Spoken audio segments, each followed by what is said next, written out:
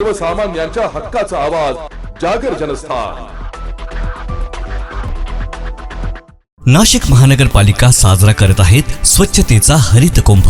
मित्रांनो, आज प्लास्टिकचा वापर हा आपल्या जीवनाचा अविभाज्य भाग झाला आहे, पण यामुळे पर्यावरणाला तर हानी होतेच, शिवाय आपल्या आरोग्यालाही याचा धोका होतो। प्राणी मात्रांचे, जलसाठ्यांचे, पर्यावरण व आरोग्याचे नुकसान होण्यापासून थांबवण्यासाठी प्लास्टिक पिशव्यांना नाही म्हणा, कापडी किंवा कागदी पिशव्यांचा वापर करा। आपल्या छोट्या बदलांमुळे मोठा फरक पडेल, शहरे स्वच्छ व सुंदर होतील। चला, प्लास्टिक मुक्त जीवनशैली स्वीकारूया आणि अस्वच्छतेवर मात करूया। नाशिक महानगरपालिका नाशिक तर्फे जनहितार्थ प्रसारित। अंबरशी टेकडीला अचानक आग, सुमारे 25,000 झाडे जळून खाक। अंमळनेर शहराबाहेरील अंबरशी टेकडीला अचानक आग लागून सुमारे 25,000 झाडे जळून खाक झाल्याची घटना आज दुपारच्या सुमारास घडली आहे। सुमारे 3.5 तास आगीचे तांडव सुरू होतं। पर्यावरणाचा मोठा ऱ्हास झालाय। या टेकडीला समाज कंटकांमुळे 8 ते 10 वेळा आगी लागून नुकसान झालंय। अचानक टेकडीला आग लागल्याची माहिती मुख्याधिकारी तुषार नेरकर यांना मिळाली। त्यांनी अग्निशमन दल प्रमुख गणेश गोसावी, दिनेश बिराडे, फारुख शेख, जफर पठाण, मच्छिंद्र चौधरी, सत्येंद्र सदानशिव, आकाश सदानशिव, भिका सदानशिव, आकाश बाविस्कर यांना 2 मोठे व 1 लहान बंब तसेच आरोग्य विभागाचे ट्रॅक्टर घेऊन टेकडीवर पाठवले।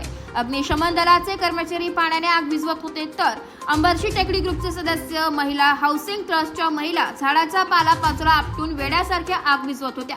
साऱ्यांच्या प्रयत्नाने सुमारे 3.5 तासाने आग शमवण्यात यश आले। हनुमान टेकडीकडील भागाला आधी आग लागली, त्यानंतर आग पसरत नक्षत्रवन, अमृतवन, रोटरीवन, IMA1 जळून खाक झाले। 1111 गटातील काही भाग देखील जळालाय। टेकडीवर सुमारे 45,000 झाडे लावलेली होती। एक प्रकारे जंगल वसले असून या ठिकाणी पक्षी, प्राणी, सरपटणारे प्राणी यांचा वावर वाढला होता। जमिनीची धूप थांबवण्यासाठी तसेच प्राण्यांना, पक्ष्यांचे घरचे सुरक्षित राहावेत म्हणून जमिनीवरील गवत जैसे ते ठेवण्यात आले होते। या टेकडीच्या संवर्धनासाठी शहरातील अनेकांनी योगदान दिलेले आहे। टेकडी ग्रुप नियमित देखभाल करतो। 5,000 पिंपळाची झाडे आणि इतर अशी सुमारे 25,000 झाडे जळून टेकडीचा 50 ते 60% भाग जळालाय। टेकडीवर येणारे काही दारुडे, गांजा, विडी, सिगारेट पिणाऱ्यांमुळे ही आग लागली असावी असा अंदाज आहे। जागर जनस्थानसाठी प्रतिनिधी फराज अहमद, जळगाव।